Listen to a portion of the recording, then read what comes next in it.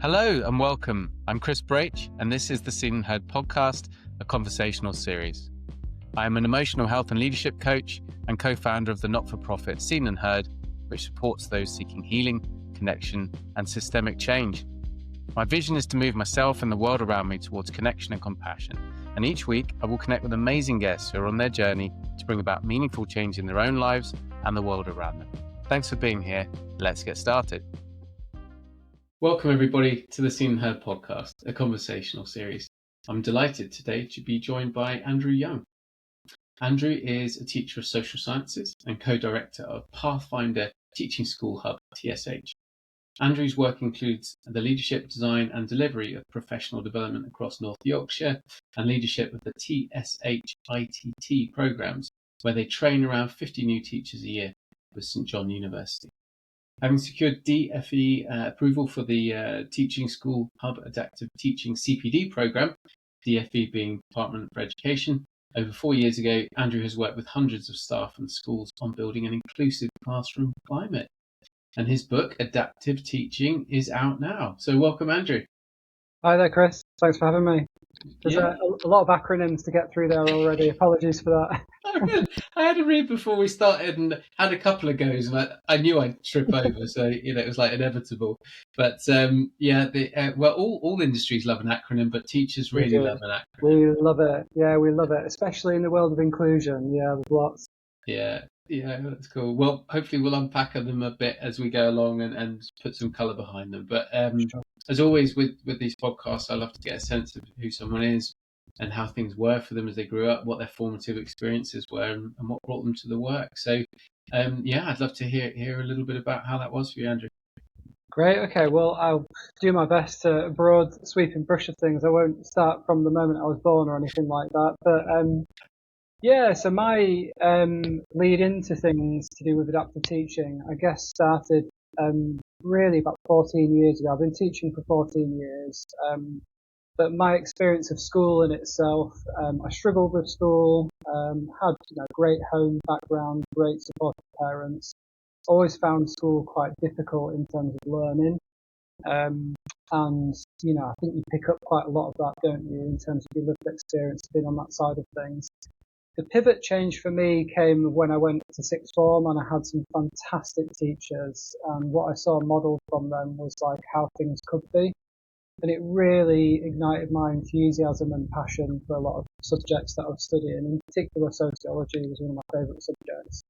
So I went off to university to study that, and then had this kind of epiphany moment at the end of my university time where I was like, what does one do with a degree in criminology and sociology? Like, what do you do?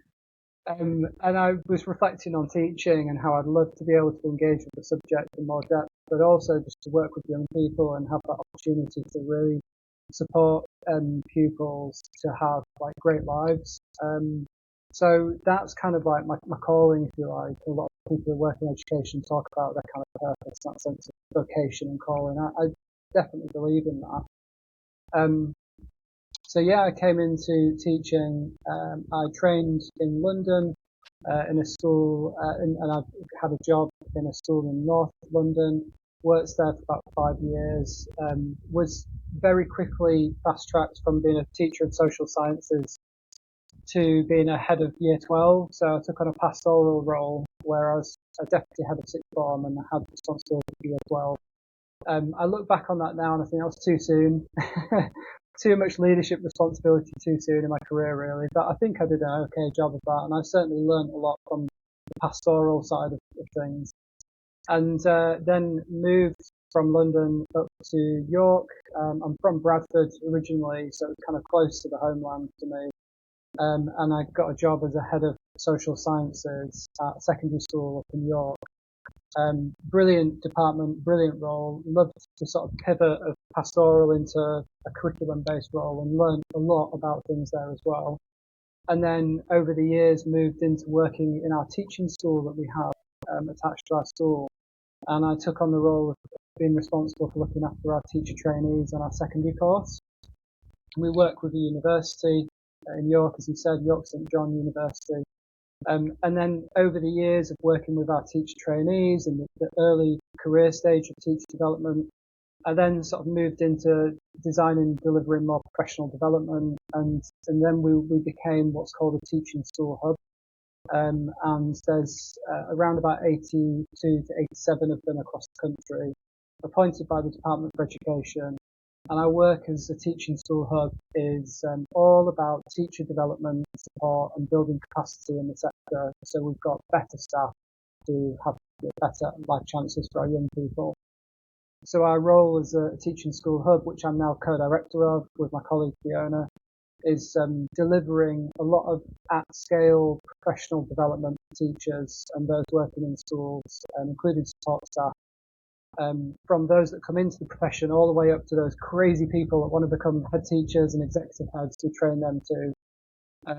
And so doing that work, we then, a few years ago, recognised that there was more to be done around supporting schools with adaptive teaching, inclusive pedagogy. And that's where we started to create this programme of adaptive teaching for teachers, which led to the formation of the book. So there's a very long-winded response to that question, but hope that gives you an idea of like the journey into things. Yeah, it was excellent, Andrew. Nothing long-winded there. I mean, it was very helpful to sort of see the flow through. I mean, just to take it back a little bit, when you mentioned you didn't get on very well at school until sixth form, until you then had some great teachers really engaged with the topics.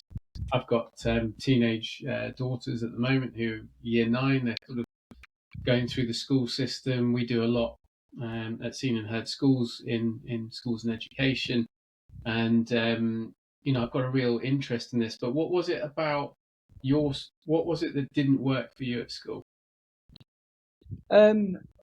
Partly, I think everybody is responsible when it comes to like your education, right? So I don't believe that, I think there's sometimes too much passivity in schools where it's like, what are you doing for me? Like, how are you going to help me get better? And I don't want to have that kind of impression. I guess what I mean by that is that I struggled with a lot of the learning because of the way things were taught. But equally, I was definitely responsible for some of my own things that I was working through in terms of my behaviour. I would say I wouldn't have the best behaviour when I was at school, and I hold my hands up to that completely. But I found learning tough because I think a lot of the way things were taught was quite problematic. I went to school in like the 90s and noughties, early noughties, and a lot of lessons were just quite disengaging. I don't mean like not fun, like some of them would almost like try to be too fun, to the point of us just not being able to learn anything. The teaching was very much kind of like facilitating learning, which just meant that no learning would happen. Lots of group work, which I don't have massive problems with, but it didn't always have the best environment for then actual learning to happen. And I found, quite a few areas like maths I found really difficult, and English quite challenging as well. And I think the pivot when I went to sixth form was having teachers that really, really invested in me and saw me for who I was. But what I felt for the first time was a true connection to the content. And I think when you feel connected to your content, like it matters to you, that meaning is just even more accessible and usable in terms of the learning experience. So I really was like really interested in sociology as a subject, really interested in things like social inequality, deprivation, and it just spoke to me. So, and then also when I look at it now, like the way the teacher resourced the curriculum, the resources we had, how accessible it all was, and how he transformed this seemingly abstract content into really concrete stuff, I think probably taught me a lesson for life there around like some of the good hallmarks of adaptive teaching. Yeah, brilliant. Yeah, thank you very much. Yeah, thanks for sharing that. Yeah, I think there's very much, I suppose, the behaviourist model of education's hopefully on its way out, if it hasn't gone already. But you mentioned, maybe sometimes your behaviour wasn't great, but ultimately that trauma-informed schools model, or the opposite of the behaviourist models, that any behaviour like that is just a cry for help. It's just I'm bored, something's going on at home, I'm disengaged with this, I'm not happy, I'm not comfortable. Like say young people who are engaged and feel safe and seen and heard, they just don't kick off. Yeah. They just don't. And I think that's got to come through the connection, right? And like probably what I felt at school, a lot of people today, I would argue, don't feel is that connection. And I think the word we've started talking about a lot is belonging. You know, it's like a buzzword all the time, like belonging. This school is a school of belonging. It's even like used in marketing campaigns, and you see like coffee companies, I won't name anybody here, but they'll have the word belonging underneath recruitment campaigns. I went to an art gallery in London just because I'm middle class, that's what I do, a few weeks ago, and on the side of the art gallery it says, "You belong here." And it really struck me. I was like, oh, that's quite cool. And then my friend and I went into the gallery and we said we'd like 2 tickets for this exhibition. And said, no, it's fully booked, sorry. It's like, well, we don't belong here then, do we? It's like, so I think belonging has definitely been used as this like catch-all term, and I don't dispute it. There's some really good people like John Hutchinson who are writing really eloquently about it and pulling the research together around it. But I think the question we should ask around belonging in schools is it connection without the commitment? And what we need is not just for kids to feel connected into their school, but that they are active members of crew, not passengers in their community, that what they do really matters, and that they're not just there to be served in terms of like, you know, you belong here, welcome, but it's like you're part of the family, so roll up your sleeves and get stuck in, because when you're in a family, that's what you do. You know, everybody chips in, everybody helps out, and everybody's part of the same unit. So I think great schools, great organisations are those that tap into that sense of like, how do we get everybody a part of this collective spirit? Yeah, thank you. The word belonging coming through strongly there. I mean, you mentioned my sort of buzzword at the moment, but it's more than the buzzword for me is connection. I mean, even seen and heard, you know, our sort of strapline, if you like, is making meaningful connections. To me, the challenge of our time is disconnection. It has been for a very, very long time, talking thousands of years now. There's a continuous disconnection from self, from each other, and from our environment. And so what I see in the world right now is a starting to pivot back towards this understanding that actually connection and community are what we need. They are the key to a healthy planet, key to a healthy mind, body, etc. So the fact that schools in your work teaching teachers, if you like, sort of for helping the next generation of young people, if there's anything in there that's around connection, then we're already onto a good direction. And we'll come on to kind of some of the stuff, you know, whether it's around, you know, what's working, what you found out there, and the culture of schools. But that was the other thing you mentioned I heard really strongly. Yeah, when we work with schools, if the culture is transparent and there's total accountability, it has a good community, it has a good vibe. Most teachers and young people are not that stressed, despite the exam culture. If the culture's all about performance, or is a kind of a watch your back culture, where, you know, you can get hung out to dry by senior management if something's not looking the way you want it to look, etc. The place is absolutely toxic. They can have good results, but underneath it all are some very unhappy, unwell people. Any take on that? Yeah, no, definitely. And I think this is it, isn't it? It's like, how can we provide this holistic education that supports children to live that life of choice and opportunity, so that they're set up for life with their future families? But how can you do that in a way that almost does everything? You know, because like I've worked in secondary school 14 years, and I've always been somebody that has the view that when it comes to the children that I teach, like I've just said goodbye to my year 13s last week, and I'm always really committed about them coming out of their exams with like the best grades possible. Like I don't hold back from that. I think that's really, really important.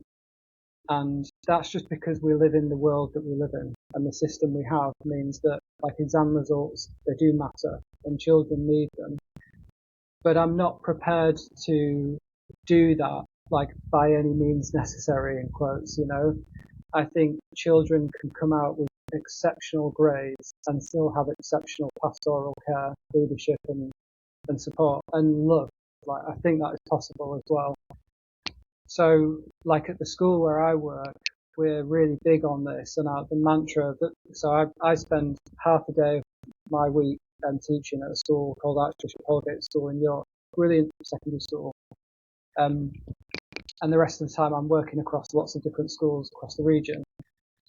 The school where I'm based, our mantra is values, care and achievement. And that's the kind of philosophy that it's like a hill that I'll happily die on, you know. Like, we have like our values of justice, compassion, forgiveness and trust. And the values are super important, underpin all the work we do with our people and families. The care has to be there for each individual child, to be known, to be supported, to be allowed to flourish. And then the achievement has to come through after all by those two first ingredients been put in place. The achievement should be there too. When we qualify what we mean by achievement, and I think a lot of schools would agree with this, is it is about exam results, getting good grades, but it's also about developing well in yourself and developing your character and your personality, and having plenty of really accessible enrichment opportunities, finding things in life that you really love doing that is not just in the traditional subject domain, like finding something that is like a really genuine hobby or interest that gets you going, gets you out of bed. Like, that's another gift that we can give children through school. So there's more, but I think, yeah, there is that sense that we need to provide that holistic sense of outcomes to children.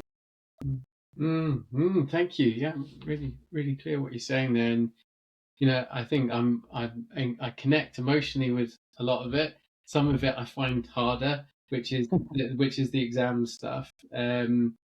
Just because a lot of my day job, if you like, is leadership coaching and emotional health coaching, and what industry or business is looking for is EQ ahead of IQ, and you know, they want connected, compassionate leaders really for the future. And so, especially with AI coming through, is, you know, a lot more right brain involved, not all just left brain analytical stuff, facts, figures, etc., but really, really strong, adaptive, creative thinking. You know, where do you see how things are currently, and where you as a sort of a thought leader of where teachers are going with your work? You know, what's your take on that kind of EQ IQ balance? Yeah, I think creativity is, and always has been, and always will be, super, super important. You know, it's fundamental. And I think that in our current curriculum and assessment model, there is more space for that to be added into the current curriculum offer that exists. So I'm talking about English schools here, because I know different school systems have different things. So we've just had a curriculum and assessment review that's gone through in England, and some of that has still been worked through. And I think what we're hoping to see in that is a wider variety of subjects for pupils to be able to engage with that maybe we haven't seen over the last 2 years with the previous or current curriculum model that we have. So, for example, like subjects like drama, the arts, dance, subjects like these that have been sidelined a bit, I guess. It'd be really nice to bring some of those back into the formal curriculum offer. Like, some schools will offer those subjects more than others. And so I do think there's space for that. But what does it take for a child to be able to think really creatively? And what does it take for a child to be able to think critically and creatively about AI when AI is talking to them, and to know like when to push back and when to question and when to say, actually, what you've just given me there is not right? What does it take for a child to be able to like cut through the noise about a certain argument or area of thought and think deeply about something? Like, it takes knowledge. It takes capacity to think, and that's why I think like we've still got a fundamental job to do in schools around equipping pupils with knowledge. And what I mean by knowledge, because there's like, you know, whole debate around this. I know I'm conscious of, like, people hear the word knowledge and what they think of is like rote learning, death by information. like that isn't the definition of knowledge that a lot of people would use in education now. I guess if you're looking for a simple idea of knowledge, it's that you know stuff and you know how to do stuff. Okay, so you've got like the substantive knowledge that you can learn through a curriculum around what things are, what things look like, but you've also got the disciplinary knowledge around how to think like a geographer, how to think like an artist, how to think like a historian. And there's work to be done in our curriculum, like for sure, to enhance that and make that better. But that's why I think that job of like supporting children to gain that knowledge of like learning stuff and learning how to do things is still really important. And when it comes to like the books that I've done on adaptive teaching, the work that we've done on adaptive teaching, it's about thinking about that high ambition of how we aiming to get all of our children to be able to achieve that as much as possible, to have that kind of fundamental knowledge base to be able to access and flourish in life, like height of ambition. But we also recognise that there are a lot of children who maybe struggle more than others for the barriers that exist around them. So it's about how do we resource pupils and equip pupils and children to be able to reach the sort of height of ambition, if you like, but to be able to then do that stuff that you mentioned about being highly emotionally intelligent and all of that kind of stuff. So yeah, I guess that's where adaptive teaching is important. It's about recognizing what might be stopping pupils from reaching that goal that you mentioned, Chris, around emotional intelligence and how you get them there, basically. Yeah, thank you, Andrew. I really appreciate you kind of clarifying that, and also sort of standing in a corner a little bit for sort of I guess what I would call education. There's sort of schools of thought that we're around quite a lot of progressive education stuff where there's almost the word education is becoming a little bit dirty, and it's about development or supporting young people, because education does have, even for me, a little. It's because of my background, my past, my work, just a bit of a hang up with rote learning, with it only matters that you know when the Battle of Hastings was. There was and sex education was all diagrams. There was no relational stuff in there, and it's sort of it's been adapting a lot. But what I love about when I read the title straight away with adaptive teaching, I just thought back to when I was at school and realised there was, so this is private sex, private schools, boarding schools, 7 years old. The vast majority of the teaching staff were unqualified, and within independent schools, still a very large proportion of teachers are not qualified. They don't have to be to work in the independent sector. Many were ex-military, ex-clergy, or they'd come straight out of school, university, straight into teaching, no other experience along the way. And so there was a way they taught. And if you didn't exactly fit the mold of what they were looking for, you didn't get their subject instantly, whatever. Literally beyond that, it was then corporal punishment. It was being shamed in front of the class, stood outside. Whether it was state sector, there was corporal punishment, all of that going on as well. And when I sort of heard adaptive teaching, I thought, oh my God, what a nice concept that a teacher could even say, I tell you what, little Johnny's struggling and little Mary's got a different way of learning. How might we be able to support that? I mean, to me, that's alien. So, yeah, can you tell me a bit more about the sort of, the ethos behind it? Yeah, it's really illuminating what you're just saying there. Yeah, and yeah, I mean, equally, I didn't go to an independent school, but I do have a very clear memory of an English teacher lobbing a board rubber at me, and it just missed me by like a hairline. And I just remember his words being like, "I aim to miss." Terrifying. Yeah, well, thankfully, like schools aren't like that anymore on the whole. Yeah, that you've hit the nail on the head. It's like, how are we not? What's the sort of shift here? Like, basically, what we don't want to do is say, this is the system, this is the world. Now you just need to crack on and like get on with it. That to me, like a concept that I explore in the book, is this distinction between the medical model of healthcare and the social model of healthcare. And I think there's somewhere in between, like you've got sort of two ends of the spectrum there. And sometimes you need to land in the middle. Sometimes, depending on the need and the child, you might need to be thinking about the medical model. You might need to be thinking about the social model. So I guess with this, I could tell a little story around it because it's quite a helpful analogy. And all of it is around who we're trying to change, the person or the environment. That's the key thing, right? For what you were saying there, like what we're adapting and who we're adapting for. So in 1960s, 1970s, there was a guy called Ed Roberts who was at Berkeley University in America. And he was paralyzed from the neck down because he had polio. And so he was using a wheelchair, and sort of to get around.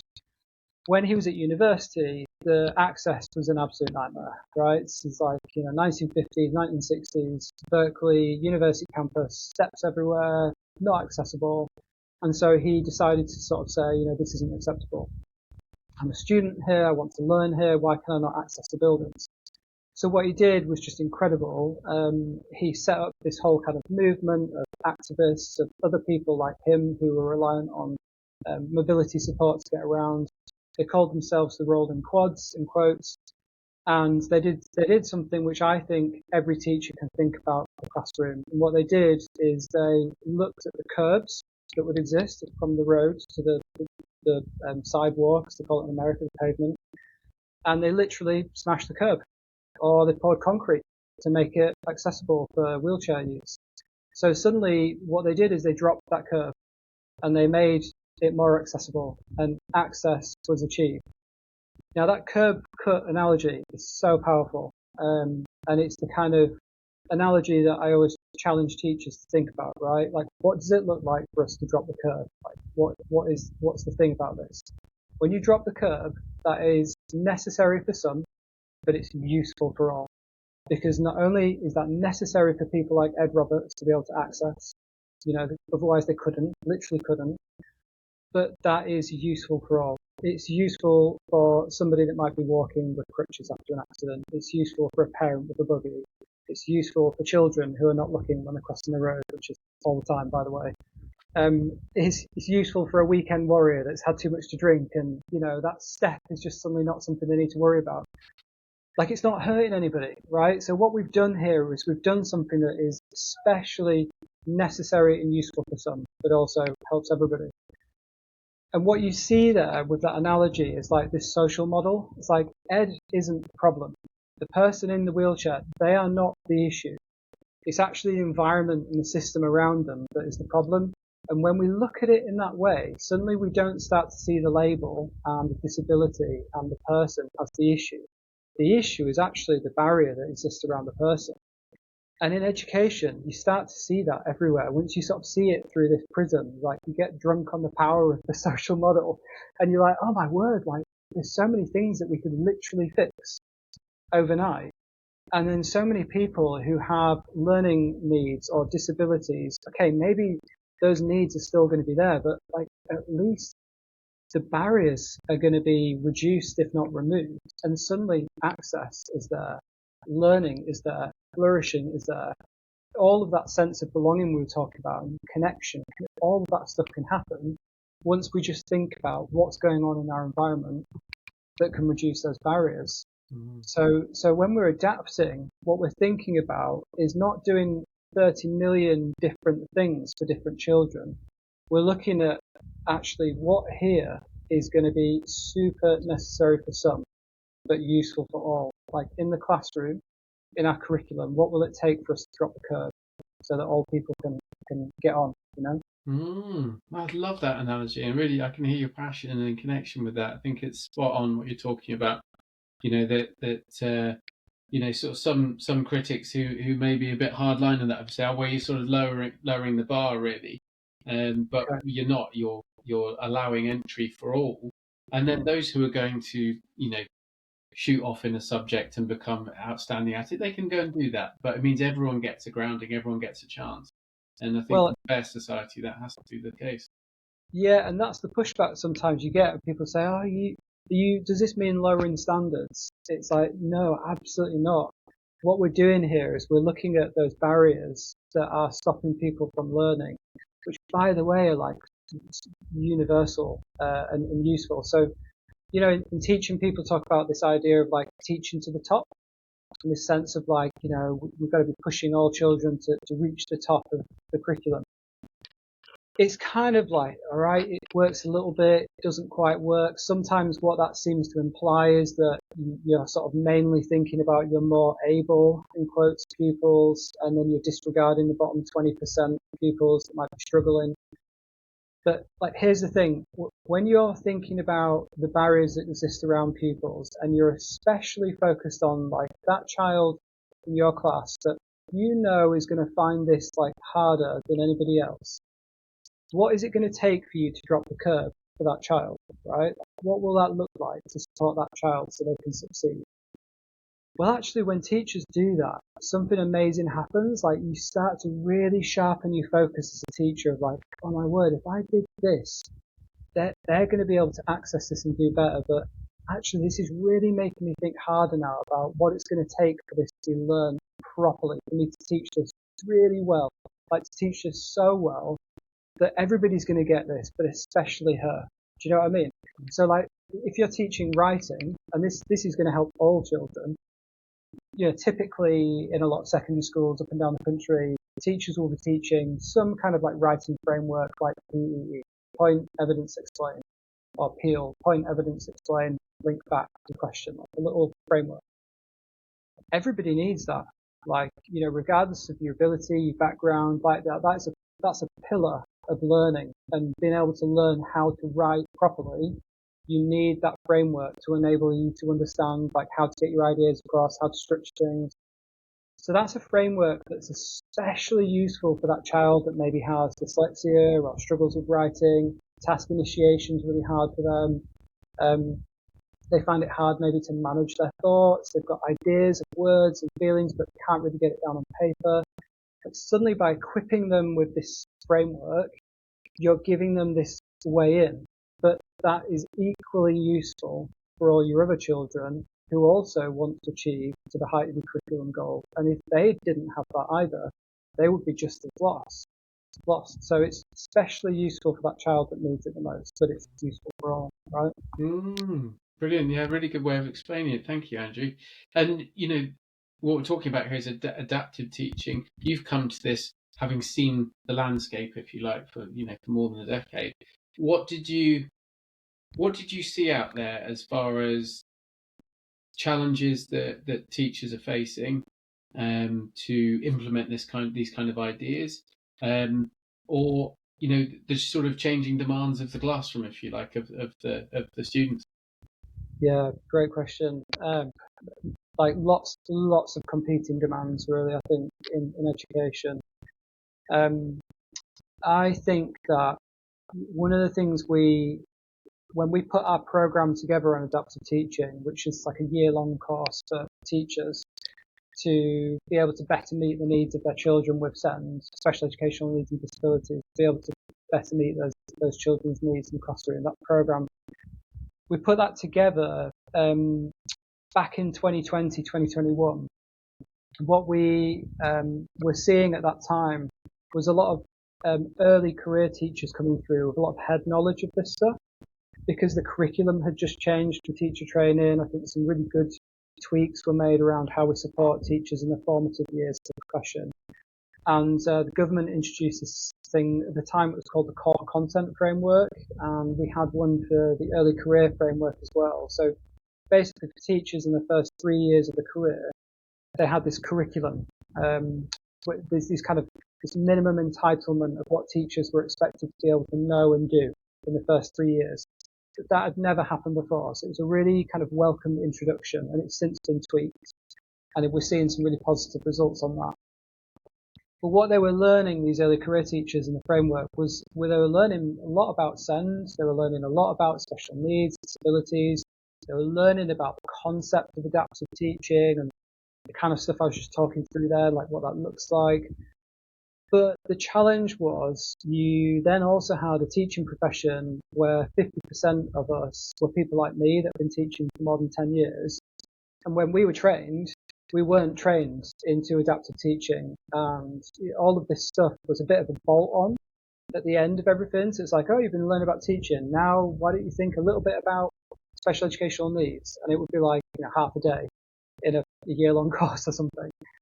So we really quickly saw that there was going to be this issue of like a knowing, doing, sustaining gap where you've got these knowledge, headstrong, early career teachers coming in with like knowledge about this stuff, but then they weren't going to be able to like see it in practice because of the other teachers around them. So that was a particular issue, and I think to an extent it's still a bit of that. So it was like around how do we upskill and support our workforce to be able to like get better at this. At the same time, you've got lots more children with diagnosed conditions, ADHD, autism, speech and language communication needs, dyslexia, like what I call the big four, like four of the most common conditions you'll find, certainly in a mainstream classroom. So you see more and more children come through with these conditions and these needs and the diagnosis, and then with that comes the kind of the legal rights, the responsibility of the school, the parents and the schools, and it all starts to feel a little bit like, crazy basically, and like heads locking together. So it's like, okay, how are we going to like work through this as a system so that we're working with each other, our children are supported to flourish, and our staff in schools are supported to know what to do and like how to deal with all of this. So that was kind of the challenge there, I guess.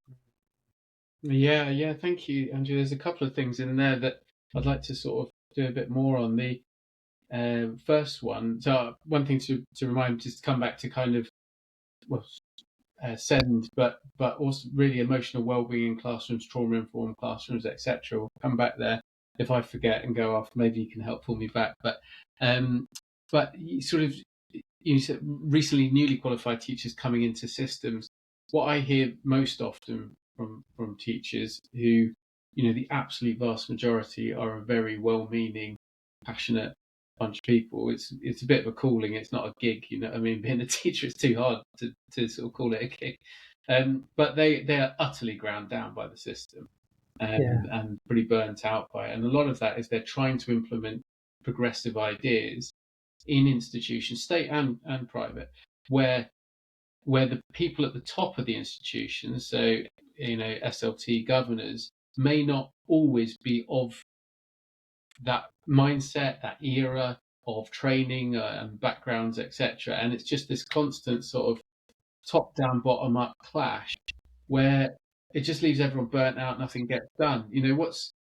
What's your view on the schools, maybe school leadership at its best, and what you're seeing out there in school leadership and culture? Yeah, really interesting. When we put our adaptive teaching program together, we also were running another program at the same time.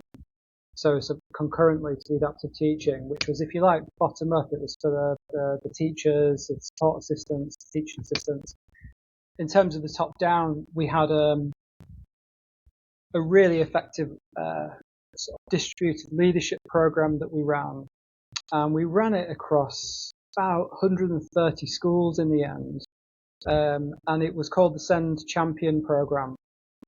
And two great colleagues who I work with, Margaret Mulholland, who's a SEND and inclusion specialist for our school, and she writes for TES, amazing person, and Catherine Walsh, who's the director of inclusion at the River Learning Trust in Oxfordshire, two extremely talented, wise thought leaders, if you like, in the world of inclusion and leadership of inclusion. So it was a great privilege to be able to offer this program with these two fantastic colleagues facilitating it. And basically, to answer your question, what we were trying to do there is instill really strong leadership that builds capacity around inclusion, because adaptive teaching, it can't just be the only thing that we do in schools. I would say, if you just bring in the teaching part of adaptive teaching, like the PE paragraphs and great questions and all of that, that's good. But it's a bit like having a curry. You've got the kind of the meat, but no sauce. There's no binding agent, and what you need is the leadership and the inclusion to be running through as the binding source to bring all of that together so that the system works more effectively. So, for example, like what we try to achieve, and I think what is coming through the SEND reform is this idea of distributed leadership of SEND, distributed leadership inclusion, and that is that every person in the school community that works there or is a pupil there has some role to play in making sure that inclusion happens. So, for example, you've got the SENDCO in a school who that stands for Special Educational Needs Coordinator. My wife is a SENDCO, so you can imagine our conversations in the evening, right? That job is potentially in a lot of schools just an unsustainable job. And you're talking about workload and pressure. Like these people, I think it's probably the job in a school, the SENDCO role, that is like the most admirable person, really. That person probably takes the most flack day to day from like irate, angry sometimes parents and carers and families. The job that they have of like bringing that down a little bit and gaining that sense of working with, not two or four, like that's a real challenge, and they've got a really tricky job there. Managing education healthcare plans, having endless meetings with children and parents and families, meeting with local authorities, all of that, and then teaching at the same time. It's mad, right?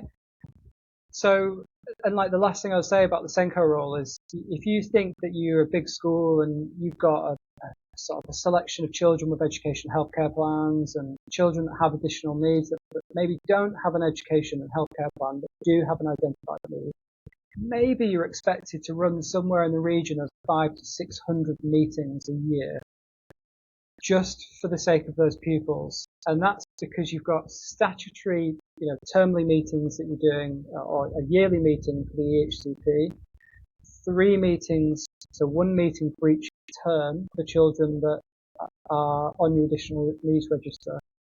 So in a kind of medium to big size school, like, that's a lot of meetings that you've got. So what we were looking at with the SEND Champion program is like, how do we take everything that the SENDCO is currently doing and move that across the school so that different people can be doing different things. Not only does that sharpen the expertise of the teacher, but it is going to allow the operational side of business to run more effectively. So like, for example, okay, those meetings, why can those meetings not be done by teachers? So you've got great schools that will do this now. Like we do it where I'm based. I know there's a bunch of schools in and around where we are in Yorkshire that do this. And what they do is they resource their teachers to be the ones that have these termly meetings with their pupils with additional needs. So like, for example, one school, it might be that every teacher is allocated 2 pupils and they're given time across their directed time across the year to pencil in these meetings so that they're sitting down with the pupil and their parents and their families to review their progress, to look at their strengths, their wins and how things are going, like always positive first. And then to think about their barriers for learning and what the school can be doing to support them. And then suddenly that teacher is enabled to be like the advocate for that child, and that child feels seen, they feel heard, and there's that connection and that commitment there that we talked about before. So that's like one example of how you can distribute the leadership of SEND. But it's got to come from the top, and leaders have to understand this and prioritize it. And if that isn't happening from the leadership, then the rest of the stuff just won't follow. Right? Won't follow. That was amazing to explain that. I had no idea. And so your wife's a SENDCO. My partner's a teacher. I hear it in the evenings when we kick things around. What's going on out there. But even when you just described that, as someone who I was in 20 years in big corporations, and one of the main jobs that I used to do quite well was I would look about where systems and processes were unsustainable.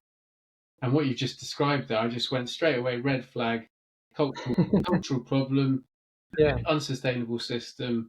SENDCO can't possibly do that. So either the expectations are misaligned or the workload is distributed unevenly. So I love the way that you're approaching that now.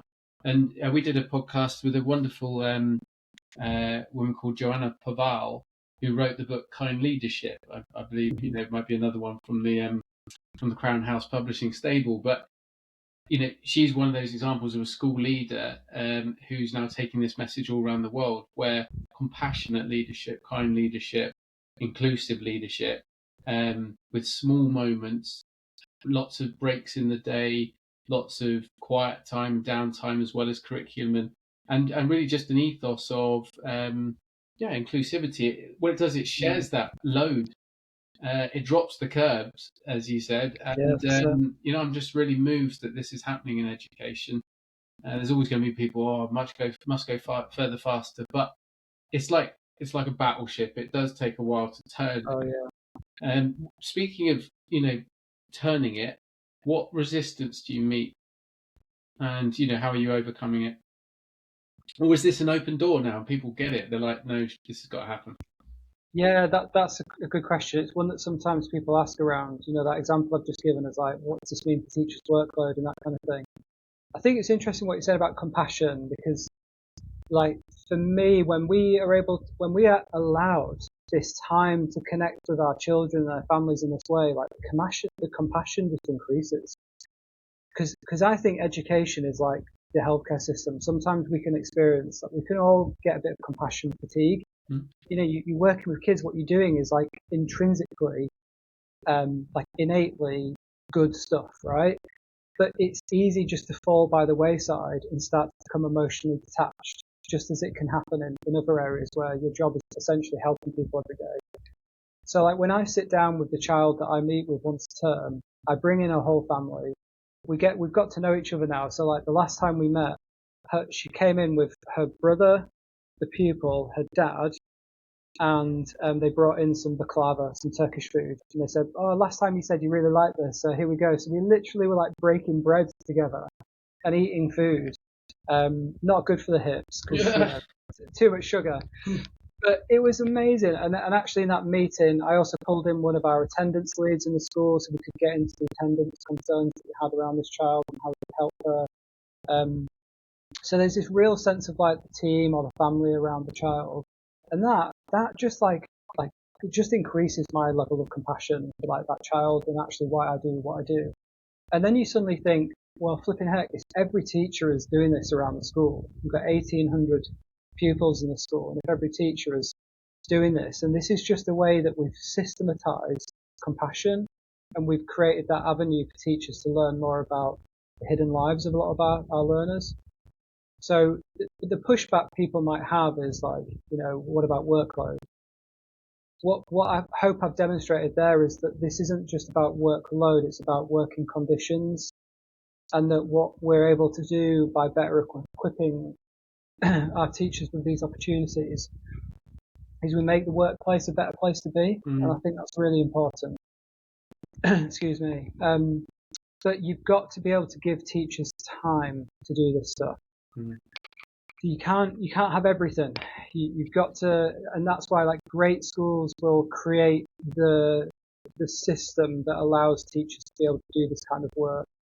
So you've got to resource teachers to be able to give them the time to lead on this kind of stuff. So, like for example, when we meet with our pupils, otherwise if we weren't doing that, we would be in like a staff meeting. So we have every school, you have set time amounts that you have to have like meetings at the end of the school day over the year, and that's just a block for us where we do that. Oh, thank you. Yeah, I really connect with what you're saying.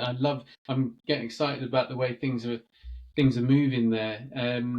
So I just wanted to come back. So something you mentioned just in that last piece around kind of getting to understand what young people are showing up with. You love that word, showing up. And this is the trauma-informed schools, trauma-informed classrooms. That half of those books up there, they're around this subject. Like really, we have great people on the podcast talking about it. This idea that behaviour is purely signposts to some underlying tensions. What are you seeing out there, and what's your approach with this sort of trauma-informed view, recognizing that kids showing up with adverse childhood experiences, life's tough out there financially, all sorts of stuff going on. Like, What are you seeing? Oof, yeah, I mean I could go on and on and on about this one, so I'll try and be succinct. Yeah. But what are we seeing? We are seeing, I think, more and more children coming from under-resourced and underserved communities.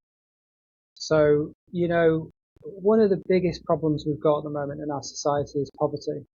That's just it. Like, there's great people like Mark Rowland, who works for the Education Endowment Foundation, a research school, Unity Research School. He's an absolute champion of educational disadvantage and supporting schools to help pupils who would be classified as disadvantaged, in quotes, pupils. I do think that poverty, under-resource, under-nutrition, inadequate healthcare, inadequate social support, all of this has a role to play in why we're seeing such a massive increase of children with more and more adverse childhood experiences and more children with more trauma, more and more children with these kind of needs basically that are coming through. So you're going back to the social model, right? The barriers, a lot of them are kind of, I think, human made really, environmental, economic, social, political decisions that are made that then don't best equip families who have children when they come to school. One of the things that we see with a lot of children now is around attention and their kind of capacity to be able to focus. And actually, I'm a governor in a primary school, and so I get to go there and have a look and see how things are looking in early years, right through to year six, and the work that I do across the schools, across our region. I love going into different settings, primary, special schools, secondary schools, but everybody seems to be saying the same thing, which is like attention seems to be a problem. And then you've got people like Professor Sam Wass, who's really good on this and talks about how we're giving children too much at too much of an early age. And you've got people like Jonathan Haidt who write about this in his book, The Anxious Generation, around how parents have become increasingly more protective over the physical space of children and less protective over the online space of children. So all of this comes together, and I guess it's like examples like, 1-year-old children or 2-year-old children having access to mobile phones and watching endless videos just being repeated and on-cycled. And what that's doing, and this comes back to attachment and us understanding more of attachment theory, is that what children need in their formative years, like 0 to 5, Professor Sam Ross talks about this, is they need consistency, they need stability, and they need predictability. And when you think about that, you're like, well, a lot of our children are not getting this. And I don't think this is just children in like, working class backgrounds. I think it's loads of children. Like kids that were watching YouTube videos, or just a lot of children's TV now that is deeply unpredictable. You never know how things are going to play out. There's loads of noises, loads of things happening all at the same time, and it's not the same. And so what happens is that just distorts and disrupts the neurological development of that childhood brain. Mm-hmm. When they're supposed to be developing these synaptic connections between the neurons and the brains, it's supposed to be like the most important part of the development of the brain in those early years, and we're like disrupting it. Mm-hmm. So, and like Professor Sam Ross gives the example of Teletubbies. Mm-hmm. Well known. It used to drive me insane, and like if my kids ever have that on TV now, I've got an 8 and a 6-year-old who are sort of out of that now. Things like In the Night Garden, Teletubbies. You watch it as an adult and you're like, oh my word, I am like dying. This is so boring. It's like the worst TV for an adult, isn't it? It's like when the Teletubbies say things like again, and you're like, not again. Let's turn it off. But actually, for the child that's watching it, when they see something played out on TV, they watch it through for 2 minutes. And then one of the Teletubbies says, again. And they literally go back and watch it again. That predictability is super helpful for a child because they're learning so much in that moment about what's just happened. And it's almost too much for them to process. So by going back and seeing something again, it helps their processing and it's helping their brain, it's helping their development. So like slow information, slowing things right down, and having things that are predictable and not too chaotic is like super helpful for a lot of children. Thank you. Now, how many of our kids are not getting that? And then what is the impact later on in life? That's the challenge, right? That's something for us to consider. Brilliant. Andrew, just really fantastic stuff you brought in there, particularly attachment theory. As soon as you mentioned that, I was like, yay. Because, that for me is at the root of all of this. And a connected society, connected young people. So thank you. I love this subject, so I can keep going with it. But time has run away from us. I did want to just as we start to bring things to a close. So adaptive teaching is the book. It's out now. Crown House Publishing. You can go and get it online. We'll put a link in the description for anyone who wants to check it out. It's really progressive. It's really well put together, and whether you're a professional in the area or you're just interested, you've got kids at school, whatever, it's going to be a good one. What inspired you to put it together? Really, just to equip teachers to be better at what they do, and by equipping teachers to be better, you're equipping children to have happier, healthier lives where they can flourish. So it's just an opportunity to bring that together and to bring that sense of like it not just being about the teaching, it being about culture, about our understanding of difference, but through the diversity understood through the unity of a lot of those shared barriers to learning. Bringing in the teaching and then creating a curriculum that's super ambitious but really inclusive. It's like bringing that together was kind of an ambition really. Well, you've done a great job with it, and everything you've said today, Andrew, is, I can sometimes be, because of what I see my kids going through, other kids going through, I can be a little bit damning and, the system must change, but I can see that you're out there trying to do that from the right places with the right intentions, and it's clearly having a great effect. So bless you for your work. And, for those colleagues you mentioned, I thought the lovely, respectful way you mentioned your colleagues that you work with, it just says a lot about your emotional intelligence, and that's what we need a lot more of out in the world. So thank you, Andrew Young, for your time today, and for your great book, Adaptive Teaching. Thank you very much. Yeah. Thank you. Thanks for having me, Chris. Really appreciate it. Yeah, it's been lovely to chat, and thank you so much, everyone who's listening or watching. We've been with Andrew Young. We've been talking about adaptive teaching, and maybe just reflecting on your time at school with your children, what's going on in the world, and the world you'd like to see. What is important to you for young people growing up. Hopefully today has been helpful. So thank you so much for listening. It's been the Seen and Heard podcast, and we look forward to seeing you on the next one.